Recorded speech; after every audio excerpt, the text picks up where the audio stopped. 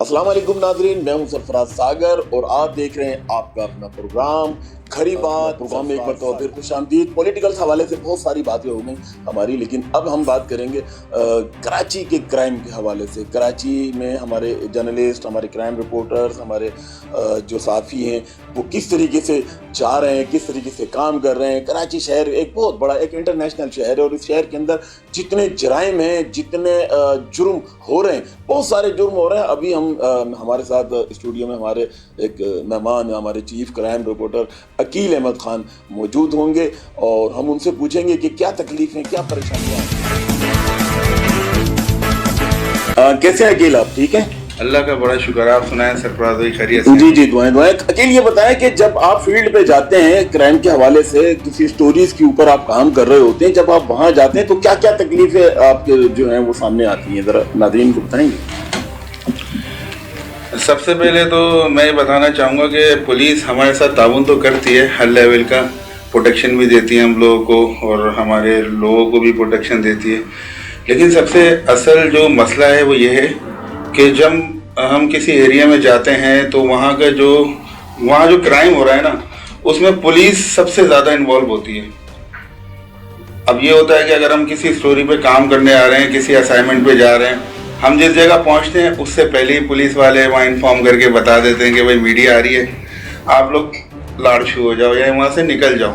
तो ऐसे ही होता है, हमारी टीम जाती है और वहाँ से जय बकुआ से सारी चीज़ें गायब होती हैं। पुलिस वैसे तो हमारे साथ ताउन में खड़ी है, लेकिन बैकअप पे सारे मामला पुलिस ही चलाती है सरफराज साहब।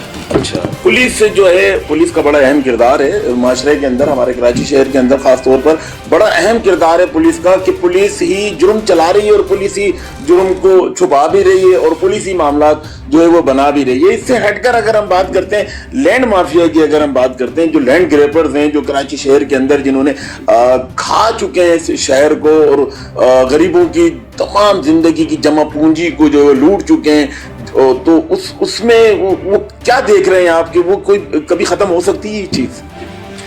सरफराज भैया माशाल्लाह से आप मुझसे बहुत ज़्यादा सीनियर हैं और हर लिहाज से आपको 27-28 साल हो गए और आप शुरू से ही इन तमाम चीज़ों पे काम करते हुए आ रहे हैं। आपका तजिया हमसे ज़्यादा है इस तमाम चीज़ों का, लेकिन फिर भी मैं फील्ड पर होता हूँ, मैं बताता चलूँ कि ये जो सिलसिला है ना थमने वाला सिलसिला है, क्योंकि इसमें पूरी जो ब्यूरोक्रेसी मिली हुई है, समझ लें।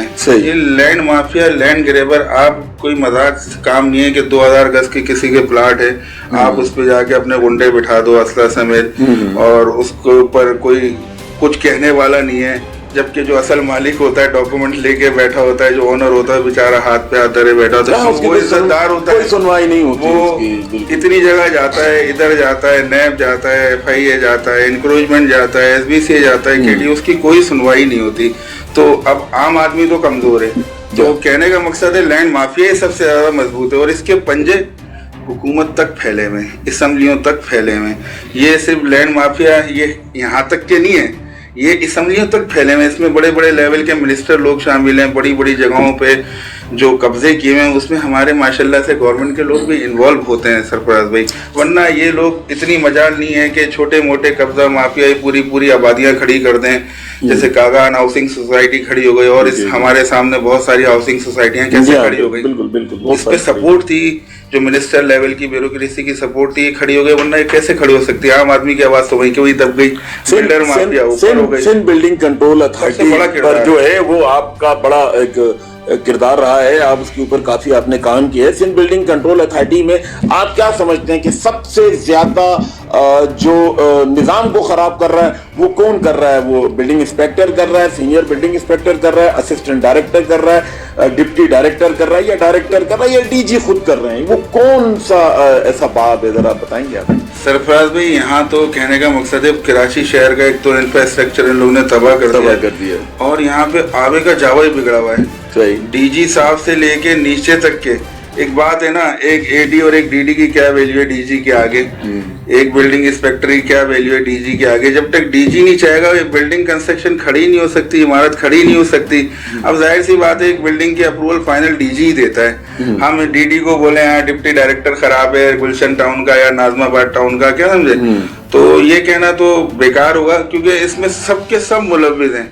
اب ایس بی سی اے کرتی کیا ہے, پہلے بلڈر سے 10 لاکھ روپے فی چھت لے رہے تھے یہ لوگ, ناظم آباد, کٹل بھی ایریا ہو گیا, گلشن اقبال ٹاؤن ہو گیا, اور دوسری جگہ 10 لاکھ روپے تو چھوٹے پلاٹ کے لے رہے ہوں گے, 120 گز کی نا. اب اس کے اندر یہ ہوتا ہے, اب وہ ریٹ ایس بی سی اے نے ڈبل کر دی ہے. کینل سے جو 10 لاکھ کا کام تھا اس نے 30 لاکھ کی چھت کر دی. اب بلڈر کہاں کھڑا ہوا ہے, بلڈر یہ پوچھتا ہے کہ میں کہاں کھڑا ہوں. دوسری چیز یہ ہے کہ ان کا کوئی نیا افسر چینج ہوتا ہے, ٹھیک ہے, جیسے شانو صاحب ہیں اور دوسرے افسران ہیں, منگی صاحب ہیں, یا آگے پیچھے ہو جاتے ہیں تو وہ ڈیمولیشن ٹیم توڑنے پہنچ جاتی ہے, اور توڑنے کے بھی پیسے لے لیتے ہیں. توڑنے کے پیسے لے, کہنے کا مقصد ہے چڑھ بھی اپنی پڑ بھی اپنی, تو وہ لوگ کہاں کھڑے ہیں, وہ تو پیسہ دے رہے ہیں آپ کو. بالکل, آپ ان کو پہلے توڑنے کے پیسے, جوڑنے کے پیسے لے رہے ہو, پھر انہیں کو سے توڑنے کے بھی پیسے لے رہے ہو کہ توڑنے سے اگر بچانا ہے تو آپ ہمیں رشوت دیں, ہمیں معاوضہ دیں. تو یہ تو سیدھا سیدھا بلیک میلنگ ہو رہی ہے ایس بی سی اے کی جانب سے. اور ایس بی سی اے کی جانب سے یہ بھی ہمارے پاس خبریں ہیں کہ ایس بی سی اے کے افسران کروڑوں روپے کی رشوت آگے پہنچاتے ہیں. وہ آگے آپ کو پتہ ہے کہاں جاتی ہے, آگے کہاں جا رہی ہے. اب دیکھیں, اگر ہم دیکھتے ہیں اوورال اگر ہم بات کرتے ہیں پوری سندھ کی, تو اس میں سندھ کے جو وزیر بلدیات ہیں, سسٹم تو وہاں بھی جا رہا ہے, بالکل چل رہا ہے, سسٹم تو وہاں بھی جا رہا ہے. اور سندھ گورنمنٹ کے بھی آشیرواد جو ہیں وہ ایس بی سی کے اوپر ہے. سب سے بڑا آشیرواد سندھ بلڈنگ کنٹرول اتھارٹی پہ سندھ گورنمنٹ کا ہے. اگر سندھ گورنمنٹ کا یہ آشیرواد نہیں ہوتا تو یہ کراچی کی دھجیاں نہیں اڑی ہوتی. چھوٹے چھوٹے سے پلاٹوں کے اوپر 4 منزلہ بلڈنگ, گھٹیا ناقص مٹیریل لگا دیتے ہیں, انسانی جانوں کی پرواہ نہیں ہے. اپنے چند روپوں کے فائدے کے لیے انسانی جانوں سے کھیلا جا رہا ہے. اس کے اوپر نہ وزیر داخلہ, نہ اپنا مراد علی شاہ صاحب, نہ سعید غنی صاحب, نہ اپنا ناصر شاہ صاحب, یعنی کوئی بندہ اس کے اوپر ایکشن لینے کو تیار ہی نہیں ہے. بھائی یہ 60 گز کی جگہ پہ تم نے 4 منزلہ کیسے کھڑا کر دیا؟ ایکشن کیوں لیں گے؟ لیگل جگہ. ایک سر کہنے کا مقصد ہے ریزیڈینشیل پلاٹ پہ آپ کمرشل کام کیسے کر سکتے ہیں؟ کون اپروول دے رہا ہے؟ ایس بی سی اپروول دے رہا ہے نا. ایس بی سی کیوں اپروول دے رہا ہے؟ اس کو اوپر سے پرمیشن ہے, تمہیں جو کراچی کا کرنا ہے تم کر دو, یعنی کہ ہمیں پیسے سے مطلب ہے, سوچ لیا ہمیں پیسے دو, دل میں آئے کرو. ہماری آنکھیں بند ہیں, وہ چاہے 60 گز پہ 4 منزلہ بن جائے, چاہے 40 گز پہ 4 منزلہ بن جائے, چاہے 100 گز پہ 6 منزلہ کھڑا کر دیں. یعنی کراچی کا نقشہ جو ہے وہ بالکل چینج کر دیا گیا ہے, کراچی کے میپ کو کاٹ دیا گیا ہے, اس طریقے سے برباد کر دیا گیا ہے. سب سے بڑا نظام ان کی وجہ سے پانی کی لائنوں کو نقصان, گیس کی لائنیں, سیوریج. بھائی آپ ناظم آباد کی 2D ایریا کو جگہ میں نے وزٹ کیا بہت دفعہ, سڑکیں ایسی ہو رہی ہے جیسے کہ ہم پتہ نہیں اولڈ سٹی ایریا میں گھوم رہے ہیں, سمجھ رہے ہیں, برا حال ہے. کھدی ہوئی سڑکیں ہیں, بڑی بڑی بلڈنگ عالی شان کھڑی ہوئی تو ہیں, کروڑوں روپے کا اسٹرکچر, لیکن جو بنیادی سہولیات ہیں عوام اسی سے محروم ہے. پانی کی سہولت سے محروم ہے. پوری گلی میں ایسا نظام ہے, جگہ جگہ آپ نے مٹی ڈالی ہوئے, کنکریٹ ڈالے ہوئے, یہ سیمنٹ پڑا ہوا, یعنی کہ پورا شہر کا نقشہ تباہ کر دیا. بھائی اگر کوئی کام کرتے ہو اس کی ایس او پی ہوتی ہے, آپ ایک لمیٹیشن کے اندر تمام اپنا جو مٹیریل ہے انفراسٹرکچر بنانے کا اس کو ایک سائٹ میں رکھیں. یہ تھوڑی نا کہ آپ نے پورے محلے میں اس کو پھیلا دیا اور پورے محلے کے تھوڑی کام چل رہا ہے, صرف آپ کی بلڈنگ کا کام چل رہا ہے. تو بلڈر حضرات اس چیز کو بالکل خیال نہیں کرتے, اور اس چیز کی S O P S B C بھی ان کو صحیح سے پرووائڈ نہیں کر پا رہی. اگر ایس بی سی ان کو ایس او پی صحیح سے پرووائڈ کرے تو اتنی زیادہ پریشانیوں کا سبب نہیں بنے علاقہ مکین کے لیے تمام چیزیں. ابھی کراچی کے اندر جس طریقے سے گیس کی لائنیں ڈل رہی ہیں وہ دیکھا ہوگا آپ نے بھی, جگہ پورا کراچی کو ایسا کھنڈر کر دیا, کھود دیا بالکل. اتنی گندگی, یعنی کہ اسکول میں جو بچے ہیں, چھوٹے چھوٹے بچے ہیں, معصوم بچے, وہ پھلانگ کر جانے, گر بھی گئے. کتنے بچے ہیں ایسے آن دا ریکارڈ ہیں جو نالے میں گر گئے. لوگ تو میں نے ایسا دیکھا ہے, اپنی مدر آپ کے تحت اینٹیں رکھتے تھے, 4-5 بیچارے راستہ نماز پڑھنے والوں سلپ لگا رہے ہیں کہ وہاں سے چلے جائیں, سلپ لگا, پتلی سی جگہ ہوتی ہے, بچے بیچارے اس کے اندر گر رہے ہیں. اچھا, سب سے مین چیز یہ ہمارے شہر کے اندر سب سے بڑی ہماری جو ایک بدبختی ہے کہ ہمارے ایریاز تو انہوں نے بہت اچھے بنا دیے, لیکن گلیاں انہوں نے چھوٹی چھوٹی پتلی پتلی سی گلیاں رکھی ہیں. سر یہ جو 10 فٹ آگے کر دیا لوگوں نے گھر, تو گلی تو پہلے چوڑی تھی سر, لیکن انہوں نے جو اپنی ہردرمیوں سے انلیگل کنسٹرکشن کی اس کی وجہ سے گلیاں چھوٹی ہو گئی. تو اس میں تو پھر وہی ایس بی سی یہی ملوث ہے نا. اگر وائلیشن اگر دیکھا جائے تو ان سب کی کڑیاں S B C D G صاحب کو اس کے اوپر نوٹس لینا چاہیے. ڈی جی صاحب تو میرے خیال سے نہیں لیں گے نوٹس, کیونکہ ڈی جی صاحب ایک ٹائم ہو گیا, اچھا خاصا ٹائم سے وہ بیٹھے ہوئے, اتنی اخبارات کے اندر خبریں چل رہی ہیں, اتنی چینلز کے اندر خبریں چل رہی ہیں, نشاندہیاں کی جا رہی ہیں, سب کچھ بتایا جا رہا ہے, لیکن डी जी साहब ने एक चीज ठान ली है कि साईं बाबा जो आए बाबा इधर आने दो, जो बोलता है उसको छोड़ो।